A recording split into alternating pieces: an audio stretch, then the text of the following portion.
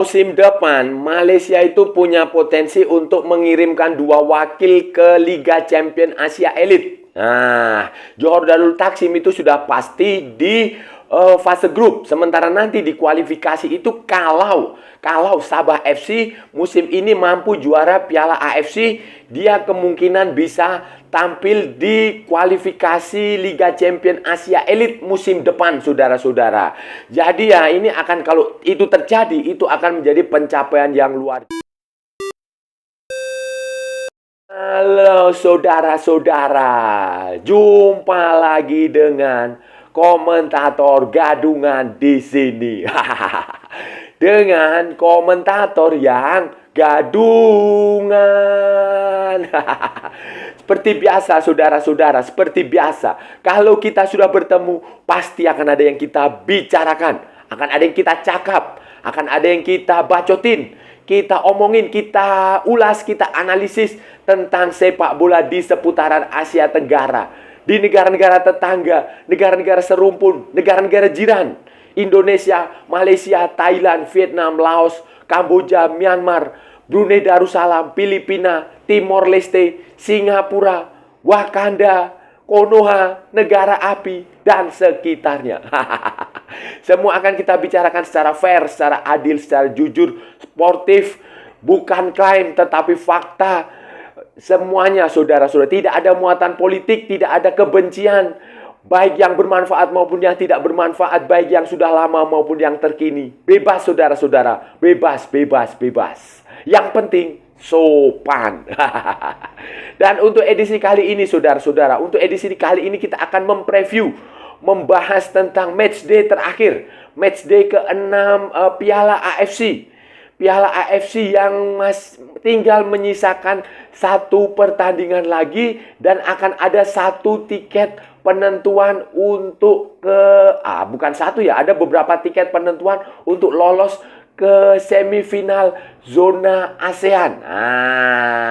Dan musim ini saudara-saudara, musim ini peluang klub Malaysia untuk menjuarai Piala AFC setelah musim lalu Kuala Lumpur City gagal di final itu tetap ada saudara-saudara. Karena Malaysia sudah memastikan Sabah FC tampil di semifinal zona ASEAN, dan kemungkinan Terengganu akan berebut lolos dengan Central Coast Mariner di grup G.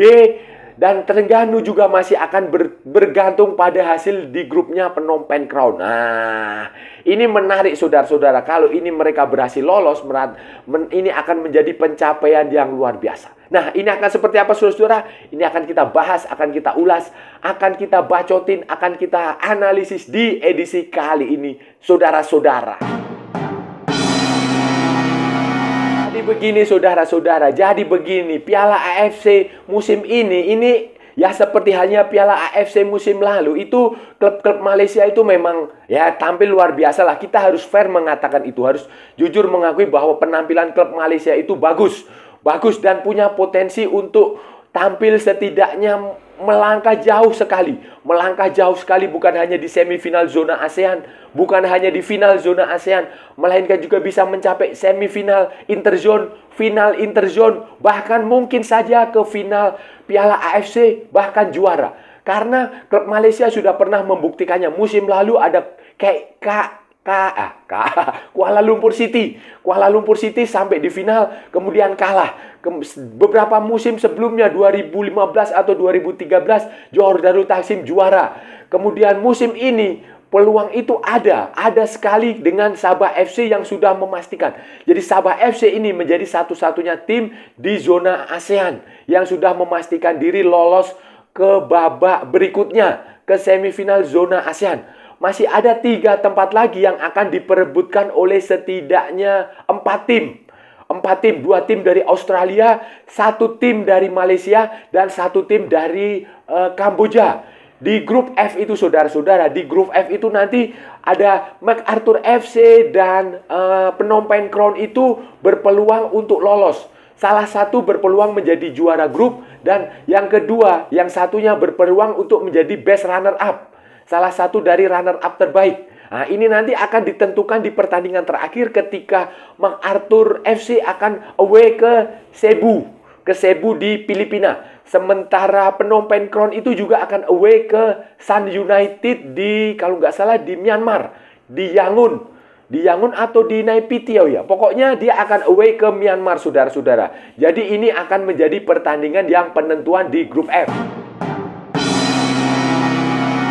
Sementara di grup G, saudara-saudara, di grup G itu penentuannya juga dua tim. Sama-sama dua tim.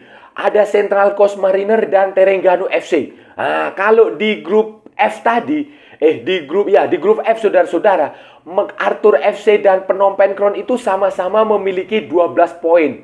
Sama-sama memiliki 12 poin, yang itu berarti, saudara-saudara, nanti kelolosannya kalau sama-sama di pertandingan terakhir itu sama-sama menang, itu berarti penentuannya adalah head to head dan selisih gol di antara dua tim yang poinnya sama. Nah, kalau keduanya sama-sama menang ya. Tetapi kalau nanti imbang atau kalah, saudara-saudara, maka peluangnya akan muncul dari grup G yang berpotensi menjadi best runner up. Best runner up di grup G ini, saudara-saudara, Central Coast Mariner ada di peringkat pertama, di puncak klasemen dengan 10 poin. Dengan 10 poin, sementara Terengganu FC itu dengan 9 poin. Kalau nanti Central Coast Mariner menang, poinnya akan 13. Sementara Terengganu menang, poinnya 9. Artinya apa? Syarat Terengganu lolos sebagai runner-up terbaik itu, minimal dia harus menang. Tetapi di grup F itu, MacArthur FC atau Phnom Penh Crown itu minimal harus seri. Minimal harus kalah, saudara-saudara. Bukan seri lagi. Kalau seri, dia tetap lolos. Harus kalah, saudara-saudara. Ini masalahnya. Harus kalah. Dan di pertandingan terakhir ini, di grup G ini, saudara-saudara, Terengganu akan bermain home melawan Bali United. Sementara Central Coast Mariner akan away ke Stadion Laguna di Filipina.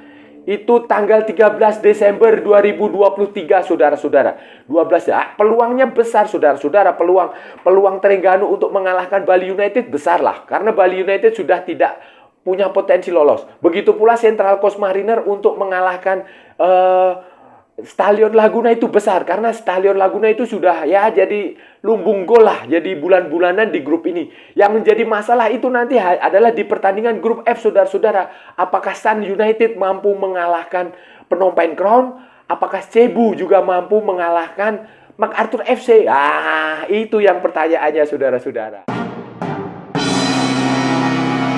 Grup F dan grup G, saudara-saudara. Di grup H ini, Sabah FC memang sudah pasti lolos. Sudah pasti lolos lah. Dia sudah mendapatkan tiket ke semifinal zona ASEAN apapun hasil pertandingan terakhir melawan PSM Makassar di home sudah tanggal 14 Desember di kota Kinabalu, kalau nggak salah, di Lika Stadium.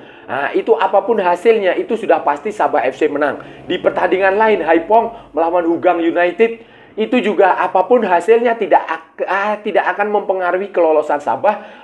Haipong maupun Hougang maupun PSM Makassar juga tidak akan mungkin lolos sebagai best runner up. Itu mereka sudah terkunci di situ.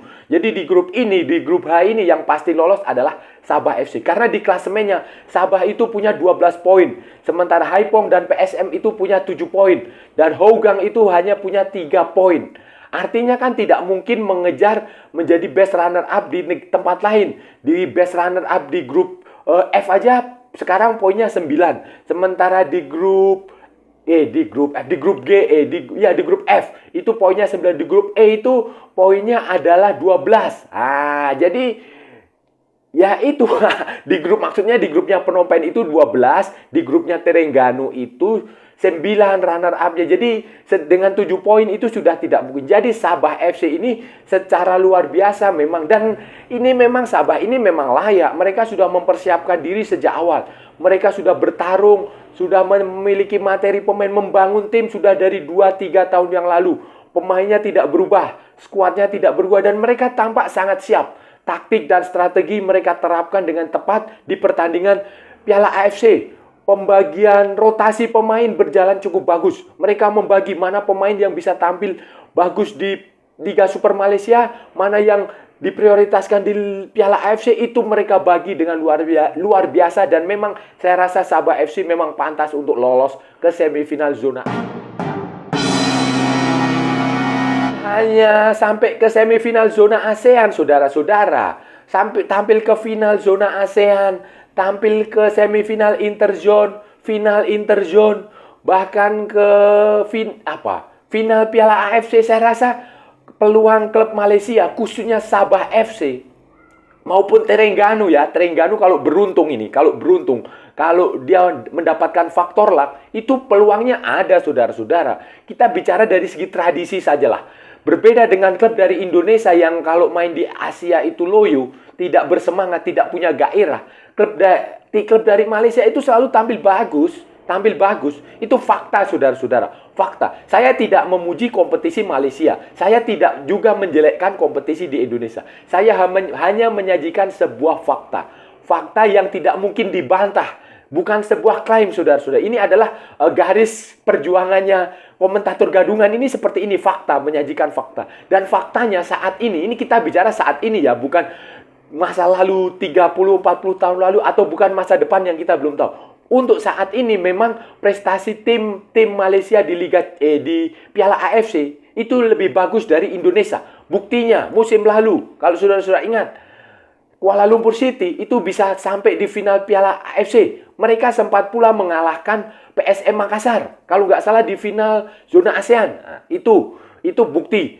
Kemudian, beberapa tahun sebelumnya Johor Darul Taksim itu juga mampu menjuarai Piala AFC. Waktu itu kalau nggak salah 2013 atau 2015 itu mengalahkan klub dari Turkmenistan atau Tajikistan ya.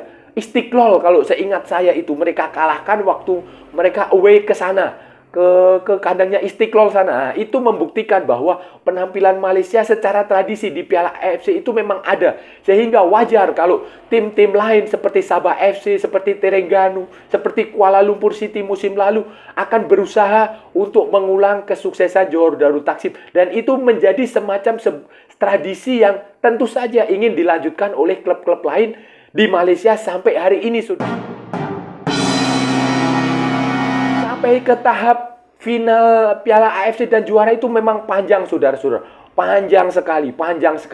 Saya nggak tahu ya siapa yang bikin kompetisi ini, aturan di kompetisi ini yang terkesan memang sangat tidak adil, saudara-saudara. Tidak adil dan tidak fair lah. Tidak terlalu underestimate, terlalu menganggap remeh, terlalu underrate istilahnya apa ya? Meremehkan, iya betul, merendahkan klub-klub tim-tim dari Asia Tenggara. Seolah-olah ini tim dari negara di belahan bumi ketiga. Seolah-olah itu negara Asia Tenggara ini sudah terbelakang sekali. Padahal justru Asia Tenggara ini jauh lebih maju dari negara-negara di Asia Utara. Di Turkmenistan, Kirgistan, kayak gitu tuh justru lebih maju dari Indonesia, dari Asia Tenggara. Begitu pula di Middle East itu yang negara-negara maju itu ya cuma Qatar, kemudian Arab Saudi, kemudian Uni Emirat Arab. Selebihnya itu mediocre lah, jauh lebih maju daripada negara-negara di Asia Tenggara seperti Singapura, Malaysia, Indonesia, Thailand. Itu jauh lebih maju, termasuk dalam hal sepak bolanya, saudara-saudara. Makanya saya tuh heran kenapa terkesan mendapatkan diskriminasi. Bayangkan, saudara-saudara, untuk tampil di final Piala AFC ini, tim-tim dari ASEAN ini harus melewati jalan yang berliku, harus melewati tangga yang curam. Ada semifinal zona ASEAN, ada final zona ASEAN, ada semifinal interzone, ada final interzone. Baru sampai di final Piala AFC ada 5. Bayangkan 5 pertandingan di fase knockout ditambah 6 pertandingan di fase grup. Berapa itu? 11, saudara-saudara. Bayangkan 11. Sementara tim dari Asia Barat, dari Jordan, dari Bahrain, dari Kuwait itu mungkin dia hanya tampil di final, di semifinal zona Asia Barat, final zona Asia Barat, dan kemudian ke final Piala AFC. Begitu pula di interzone lain. Itu mereka hanya makanya saya merasa ini kita harus memprotes ini. Dan untungnya musim depan formatnya Piala AFC ini berubah, saudara-saudara. Perubahan format ke Liga Champion Asia dan Piala AFC musim depan ini cukup menguntungkan, saudara-saudara. Cukup menguntungkan negara-negara Asia Tenggara. Bukan hanya menguntungkan, ini cukup fair menurut saya, cukup adil. Akan ada asas keadilan di situ, akan ada asas kesetaraan karena semua tim akan bertanding dalam jumlah yang sama, tidak ada lagi pembagian zonasi. Hanya akan berdasarkan pada koefisien poin di antar klub AFC berdasarkan penampilan klub musim-musim sebelumnya. Dan ini menurut saya cukup fair lah, cukup fair walaupun tim-tim dari Asia Tenggara tentu saja harus melewati kualifikasi terlebih dahulu. Nanti ada tim dari Jepang juga tergabung di situ, ada tim dari Cina, ada tim dari Korea. Tetapi secara overall, secara umum itu akan fair. Jadi Liga Champion itu nanti Piala AFC akan dihapus, akan diganti menjadi Liga Champion 2. Kemudian akan ada Liga Champion Elite. Liga Champion Elite yang terdiri dari tim-tim elit. Asia Tenggara akan mengirimkan 2 wakil. Kalau 2 atau 3 wakil saya kurang pasti. Yang jelas akan ada wakil dari Malaysia, Johor Darul Taksim, dan wakil dari Thailand. Kemudian saudara-saudara di Liga Champion Elite ini akan ada 1 wakil juara Piala AFC 2023-2024. Bayangkan saudara-saudara, bayangkan jika Sabah FC mampu menjuarai Piala AFC 2023-2024, maka musim depan, musim 2024-2025, Sabah FC akan tampil di Liga Champion Elite melalui jalur kualifikasi kalau nggak salah saudara-saudara. Tidak masalah, kualifikasi itu juga berkah saudara-saudara, juga prestasi yang bagus, juga kesempatan yang langka, dan itu tentu saja harus dimanfaatkan. Itu jadi kalau itu nanti lolos ke kualifikasi juga, maka akan ada 2 tim di fase grup, dan itu akan menjadi pencapaian yang luar biasa bagi sepak bola Malaysia, sekaligus akan meninggalkan prestasi negara-negara tetangganya termasuk Indonesia. Tapi saudara-saudara, jangan khawatir kalau pada akhirnya misalnya Sabah FC juara Piala AFC musim ini dan kemudian musim depan tampil di playoff, di kualifikasi Liga Champion Elite 2, Liga Champion Elite dan kalah. Tim yang kalah ini akan tampil di Liga Champion 2. Nah, jadi musim depan, kalaupun skenario ini terjadi, Malaysia tetap akan mengirimkan 2 tim ke Liga Champion Asia 2. Selangor FC dari jalur Liga Super dan Sabah FC dari jalur Piala AFC. Itu seperti itu teorinya. Nah, nanti di Liga, beda dengan Liga Champion Elite yang hanya ada, kalau nggak salah hanya ada 24 tim ya, 24 tim atau berapa itu. Liga Champion Asia 2 ini nanti akan ada 32 tim. Jadi ini mirip seperti Liga Champion di Eropa sana. Akan ada 32 tim ini, termasuk akan ada 1 tim dari Jepang, Korea, Cina, kemudian Thailand, Australia, Malaysia, Vietnam, Hong Kong, Filipina, Singapura, kemudian Korea Utara dan Indonesia ini akan tampil di playoff. Indonesia dan Korea Utara akan tampil di playoff.